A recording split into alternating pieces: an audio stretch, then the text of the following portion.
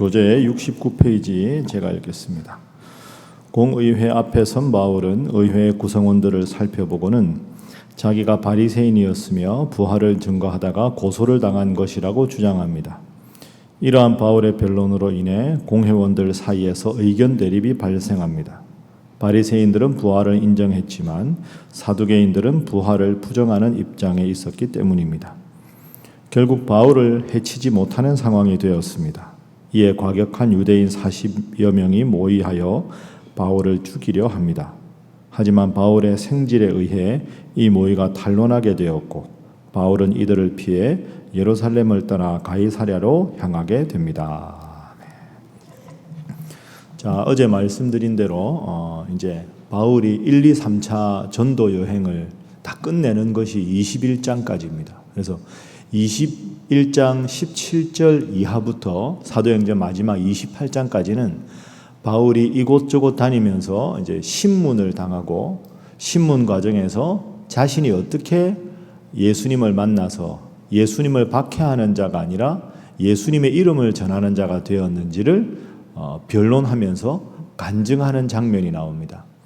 맨 처음에는 유대인들 앞에서 했었고 어제 우리가 읽은 본문에는 그 로마의 천부장 앞에서 자신의 이야기를 했습니다.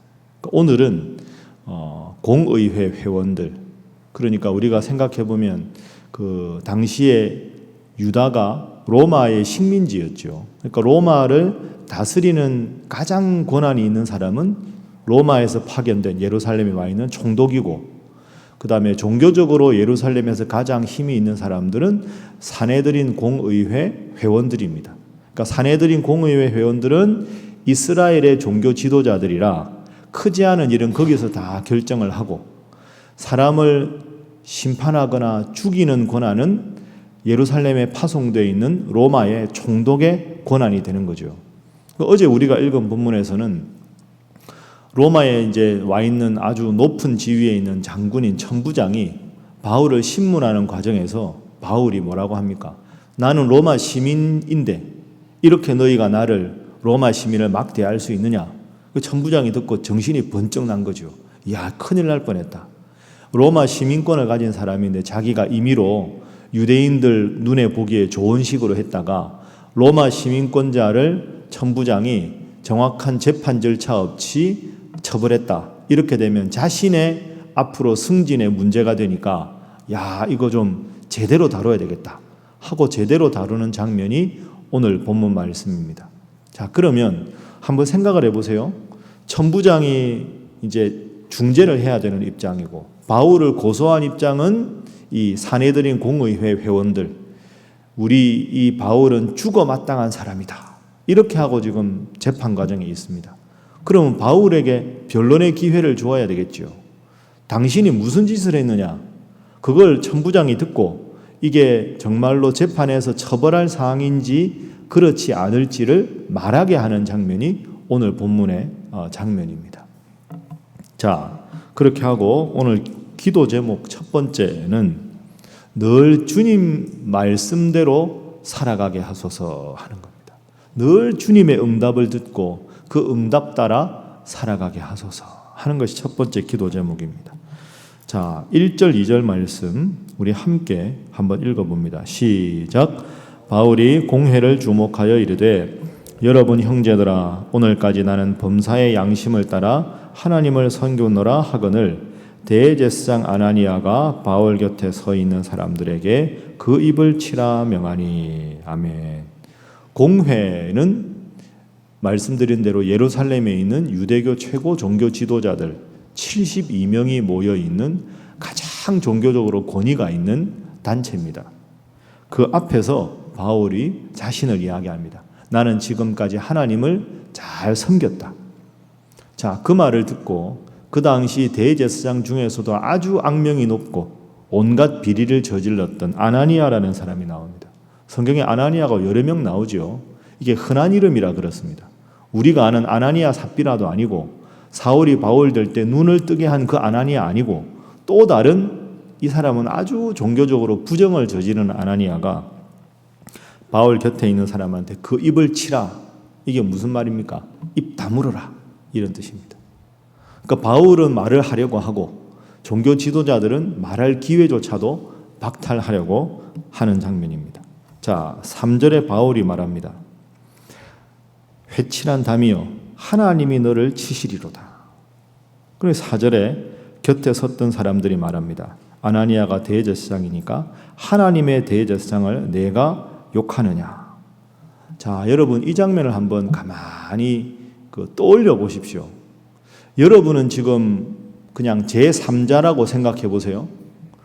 바울이 말을 하고 대제사장이 바울에게 말하지 말라, 입 닥쳐라 이렇게 말합니다. 바울이 뭐라고 합니까? 하나님이 너를 치실 것이다. 사람들은 하나님이 세운 대제사장을 어찌 네가 그렇게 말할 수 있느냐. 자, 여러분 이게 아주 묘한 장면입니다. 바울은 하나님의 이름을 들어서 대제사장을 칠 것이다 이렇게 말하고, 아나니아와 그쪽 입장에서는 하나님이 세운 대제사장을 어찌 내가 그런 말을 하느냐. 입장이 정반대인데 이쪽도 하나님을 들먹이고 이쪽도 하나님을 들먹입니다. 자, 우리도 이럴 때가 있지요. 양쪽 다 하나님의 뜻이라고 주장할 때 어떻게 해야 되느냐. 이 입장 들어보면 이 입장이 맞고 저 입장 들어보면 저 입장이 맞고, 우리도 그럴 때 많이 있지 않습니까? 여러분 스스로도 이게 하나님 뜻인가 이렇게 생각하면 이게 하나님 뜻 같고, 저게 하나님 뜻인가 생각하면 저게 하나님 뜻 같고, 똑같은 하나님을 양쪽 다 거명하는데 입장이 정반대일 때, 여기서 바울의 입장이 하나님의 입장인 이유가 있습니다. 그 입장이 뭘까요? 11절 말씀 때문입니다. 자, 11절 우리 함께 읽어봅니다. 시작. 그날 밤에 주께서 바울 곁에 서서 이르시되 담대하라. 내가 예루살렘에서 나의 일을 증언한 것 같이 로마에서도 증언하여야 하리라 하시니라. 아멘. 그렇습니다. 관건은 뭡니까? 하나님이 나에게 말씀하신 것, 그게 있는 것이 진짜입니다. 바울에게는 내가 예루살렘으로 가야 하리라, 사도행전 20장에 예루살렘에 가면 많은 박해를 받을 것이다 하는 하나님의 응답이 이미 있었습니다. 그 응답을 가진 상태에서 지금 박해를 받았을 때 하나님이 이 박해 가운데도 나와 함께 하신다는 확신이 있었고, 그 확신을 다시 하나님 확신해 주시는 것이 11절 말씀입니다.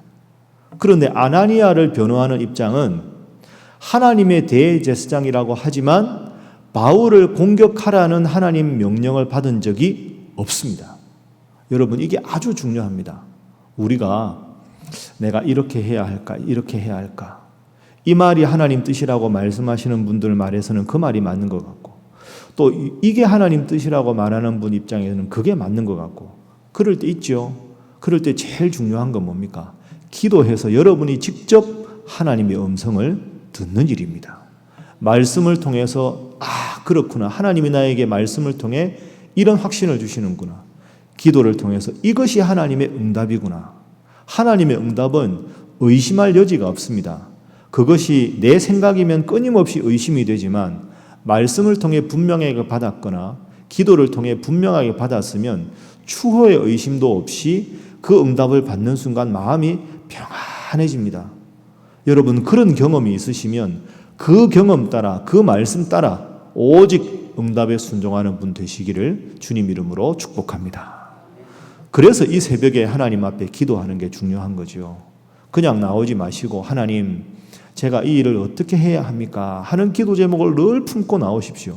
그렇게 하다가 말씀을 읽다 보면 이 말씀과 여러분의 기도 제목이 딱 확신 들면서 마음속에 이것이 하나님 뜻이구나, 그 뜻에 따라 움직이고, 말씀을 읽고 기도할 때 기도하다가 마음에 평안이 오고 하나님께서 딱 응답을 주시면 그것에 따라 움직이는 것, 그게 기도하는 사람이고 그게 주님 믿는 재미입니다. 그런 재미가 있어야 새벽 기도가 즐겁고, 그런 재미가 있어야 예수님 믿는 게 즐겁지 않겠습니까? 72명의 그 대단한 종교 지도자들 앞에서도 전혀 주눅들지 않고 하나님의 뜻이 지금 나와 함께한다 말했던 이 위대한 바울 같은 이런 믿음의 용사 되시기를 주님 이름으로 축복합니다. 자, 두 번째 기도 제목은 늘 하나님의 지혜로 살아가게 하소서 하는 겁니다. 첫 번째는 하나님의 음성 따라 살아가게 하소서. 두 번째는 늘 하나님 주시는 지혜로 살아가게 하소서. 자, 다시 한번 본문 장면으로 돌아갑니다. 천부장이 앉아 있고 여기는 그 당시에 가장 뛰어나다는 72명의 공의회 회원이 있고 외롭게 바울 혼자가 서 있습니다. 그러면 바울이 어떤 말을 해도 이 72명이 협공을 해서 다 시비를 걸겠지요. 그럼 여러분 바울 입장에서 어떻게 되겠습니까? 아무리 설득력 있는 말을 해도 예루살렘에서 천부장과 함께 있는 72명 말이 더 영향력이 있지 않겠습니까? 그럼 바울 입장에서 어떻게 해야 할까요? 이 72명 내부에서 분열을 일으켜서 바울의 말이 더 설득력이 있고 이들의 말이 들리지 않도록 하는 게 바울이 지혜롭게 판단해야 될 일입니다. 자, 바울이 어떻게 하느냐 보십시오. 6절에 그 사내들인 공의회 72명 중에 일부는 사두개인이요 다른 일부는 바리새인인 줄 알고 바울이 스스로를 소개합니다. 나는 바리새인이라. 자, 그렇게 하고 바울이 어떤 이야기를 하느냐 하면 나는 부활을 믿는다 이렇게 말합니다. 여러분 이걸 요 8절에 설명이 있는데 잠깐 설명을 드리면 바리새인과 사두개인들이 사내들인 공의회 양대 산맥인데 이 좀 다릅니다. 구약을 인정하긴 하는데 바리새인들은 부활을 믿는 입장이고 이 사두개인들은 이게 아주 그 이성적인 사람들입니다. 그러니까 초현실적인 것, 기적이나 부활 이런 걸 안 믿는 사람입니다. 우리도 보면 신앙생활할 때 영적으로 뜨겁게 신앙생활하는 분이 있고 차분하게 이렇게 하나하나 따지는 거 좋아하는 분이 있듯이 바리새인들은 심판과 부활과 천사를 믿는 입장, 사두개인들은 천사도 안 믿고 부활도 안 믿는 입장입니다. 근데 바울이 뭐라고 합니까? 나는 바리새인이다.